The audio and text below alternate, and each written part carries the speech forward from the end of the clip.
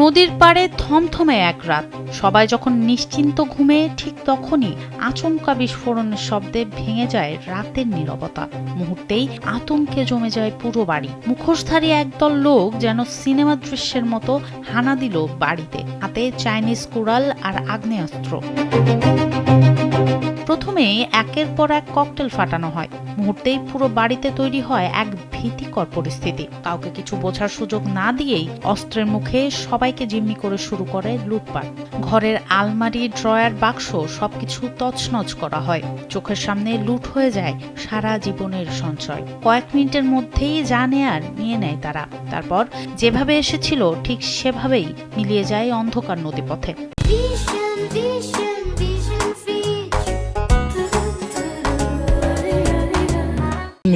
দরজাটা জোর করে ভাঙছে, ভাঙার পরে ভিতর ঢুকে তার একটা ছেলে বিদেশে আসছে অসুস্থ, তার জিম্মি করছে তার এই যে রাজিক মেয়ে, তার ওয়াইফ এবং তার রাজিক মেয়ের সহ যারা ঘরে ছিল সবাইকে জিম্মি কইরা জোর করে যেই করে আলমারি ছিল ওই গোটা ভাঙছে। ওই গোটা ভাঙে সমস্ত যা আছে হাতায় নিয়ে গেছে, কিছু রাখেনি। এই দুর্ধর্ষ ডাকাতির ঘটনাটি ঘটেছে মুন্সিগঞ্জের সিরাজদিখান উপজেলার বালুচর ইউনিয়নের চান্দের চর গ্রামে। শনিবার দিবাগত রাত 2:30টার দিকে কুয়েত প্রবাসী মোহাম্মদ আলামিনের বাড়িতে হানা দেয় ডাকাত দল। কুয়েত থেকে দেশে ফেরার মাত্র 5 দিনের মাথায় এমন ভয়াবহ অভিজ্ঞতার মুখে পড়েন তিনি।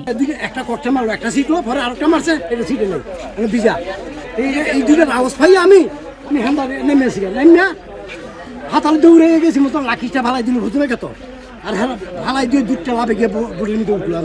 পরিবারের সদস্যরা জানান, ডাকাতরা প্রায় 26 ভরি স্বর্ণালংকার, নগদ 5 লাখ টাকা, কুয়েতি মুদ্রার প্রায় 100 দিনার, একটি আইফোন 11 প্রো ও একটি স্যামসাং মোবাইল ফোন লুট করে নেয়। আলামিনের বাবা আব্দুর রাজ্জাক জানান, 15 থেকে 20 জন মুখোশধারী ডাকাত ট্রলার যোগে এসে ককটেল বিস্ফোরণ ঘটিয়ে সবাইকে জিম্মি করে।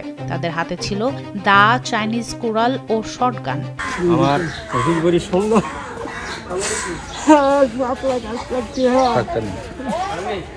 ঘটনার একটি সিসিটিভি ফুটেজে সশস্ত্র ডাকাতদের বাড়িতে প্রবেশের দৃশ্য ধরা পড়েছে। সিরাজদিখান থানার ভারপ্রাপ্ত কর্মকর্তা এম হান্নান বলেন, খবর পেয়ে পুলিশ ঘটনাস্থল পরিদর্শন করেছে। লিখিত অভিযোগ পেলেই আইনানুগ ব্যবস্থা নিয়ে ডাকাতদের গ্রেপ্তার করা হবে। এলাকাবাসীর মধ্যে এখন চরম উদ্বেগ ও আতঙ্ক। এমন নদীপথে সংঘটিত ডাকাতির পর তারা দ্রুত ডাকাতদের গ্রেপ্তার এবং নদীর উপর টহল জোরদারের দাবি জানিয়েছেন। তনম সিদ্দিকী, কালবেলা।